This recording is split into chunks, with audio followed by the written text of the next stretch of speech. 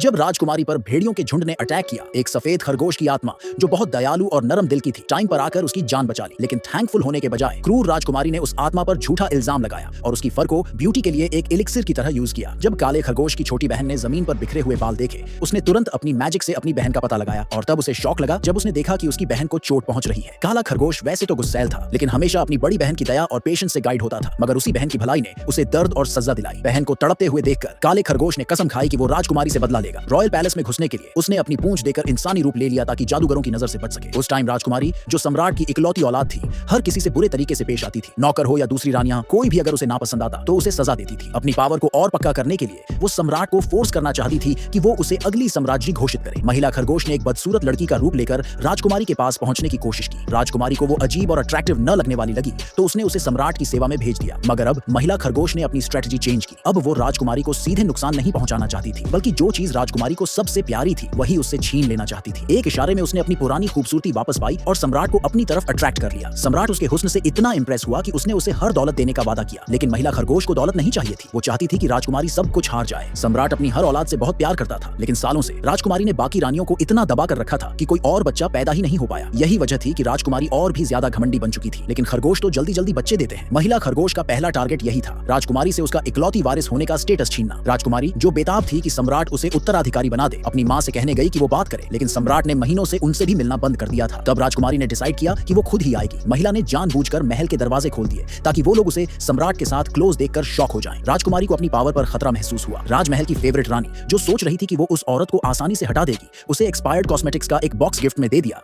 ये जाने बिना कि वो प्रेग्नेंट है। महिला ने जानबूझकर वो प्रोडक्ट्स अपने फेस पर लगाया और चुपचाप वेट करने लगी। जब वो फेवरेट रानी से मिलने गई, रानी ने उसे इंसल्ट करने की कोशिश की, लेकिन महिला ने जबानी जवाब देते हुए कहा कि सम्राट अब उससे प्यार नहीं करता। रानी गुस्से में आकर उसे थप्पड़ मारती है, जिससे उसका मेकअप रानी के हाथ पर लग जाता है। बिना कुछ नोटिस किए रानी उसे और भी सजा देने की सोचती है, लेकिन तभी महिला अपना मास्क उतार देती है और डिक्लेयर करती है कि अब वो सब कुछ उनसे और राजकुमारी से छीन लेगी। उसने रानी की रैबिट फर से बनी स्कार्फ खींच ली और उसे क्रूर कहकर सबके सामने एक्सपोज कर दिया। रानी ने जवाब में कहा कि जानवरों के लिए इंसानों को गर्म रखना एक ऑनर है। महिला ने अपने दिल में मान लिया कि ऐसे क्रूर लोगों को सजा देना ही सही है। उसकी बहन उससे नाराज नहीं होगी। उसी टाइम नौकरों ने देखा कि रानी के हाथ पर एलर्जिक रिएक्शन हो रहा है। वो दोबारा मारने वाली थी, लेकिन महिला जमीन पर गिर गई जैसे कि उसे मारा गया हो। तभी सम्राट वहां आ गया, महिला को उठाया और तुरंत ऑर्डर दिया कि रानी को उसके चेहरे पर मारो। राजकुमारी डर गई और सम्राट की माँ यानी वारियर की ग्रैंड एम्प्रेस को बुलाया, जो अपनी पोती से बहुत प्यार करती थी। उसने कहा कि भले ही महिला ने कुछ गलत न किया हो, फिर भी उसे राजकुमारी का गुस्सा झेलना पड़ेगा। इस सपोर्ट से हिम्मत पाकर राजकुमारी ने महिला को सम्राट के सामने थप्पड़ मारा और कहा, मैं उसकी इकलौती बेटी हूँ, जो चाहूंगी वो करूंगी। लेकिन जैसे ही वो दोबारा मारने लगी, महिला ने उसका हाथ पकड़ लिया और बोली, जब रॉयल्टी को धोखा देती है। अगले ही पल वो रोते हुए नीचे गिर गई और चिल्लाई कि उसके पेट में बहुत दर्द हो रहा है। पूरा दरबार हैरान रह गया।